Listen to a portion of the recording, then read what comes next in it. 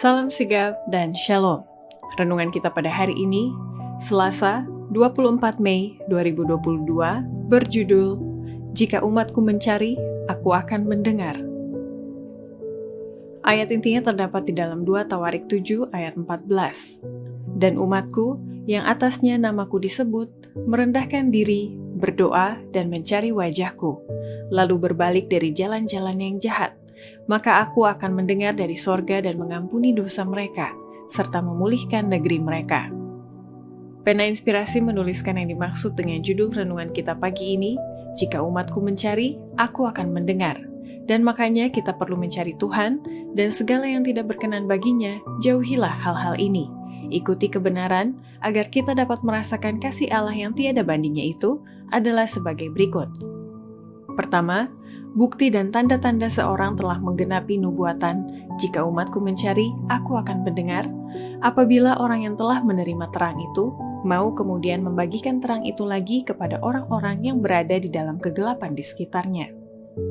Dalam kebijaksanaannya, Tuhan membawa mereka yang sedang mencari kebenaran supaya berhubungan dengan mereka yang mengenal kebenaran.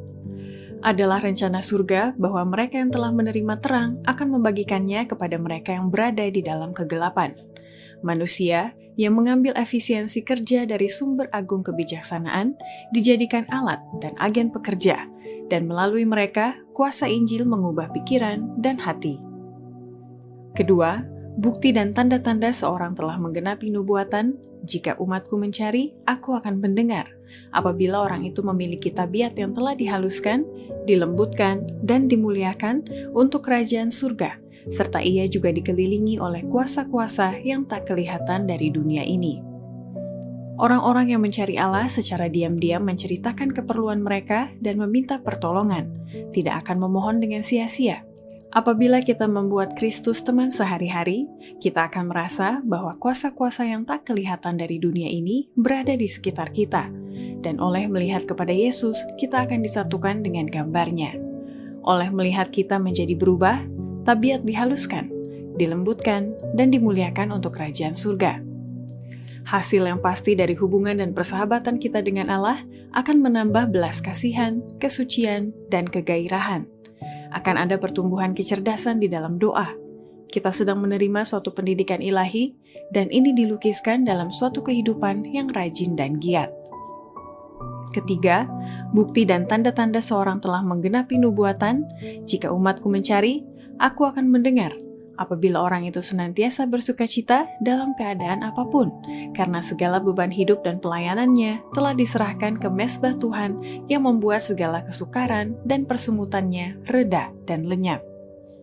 Jika engkau mau mencari Tuhan dan bertobat setiap hari, jika engkau mau bebas dan bersukacita di dalam Tuhan dengan pilihan rohanimu sendiri, jika dengan izin hati yang senang kepada panggilannya yang ramah, engkau datang membawa beban Kristus, beban penurutan dan pelayanan, segala persungutanmu akan reda, segala kesukaranmu akan lenyap, segala masalah yang membingungkan yang kini menghadangmu akan teratasi. Keempat, bukti dan tanda-tanda seorang telah menggenapi nubuatan, jika umatku mencari, aku akan mendengar. Apabila orang itu akan datang kepada Yesus dan meminta apa saja yang telah dijanjikannya, termasuk berkat, demi menyempurnakan tabiatnya supaya menyerupai Kristus. Tuhan telah menjanjikan sabdanya dan itu tidak boleh gagal. Jika engkau datang dengan penyesalan yang sungguh, tidak perlu engkau merasa bahwa engkau takabur bila meminta apa yang telah dijanjikan Tuhan. Apabila engkau meminta berkat yang engkau perlukan, demi menyempurnakan tabiatmu supaya menyerupai Kristus, yakinlah pada jaminan Tuhan bahwa apa yang engkau minta itu sesuai dengan yang dijanjikannya untuk dipenuhi. Merasa dan mengetahui bahwa engkau adalah orang berdosa merupakan dasar yang cukup untuk meminta kemurahan dan belas kasihannya. Demikianlah renungan kita pada hari ini, kiranya Tuhan memberkati kita semua.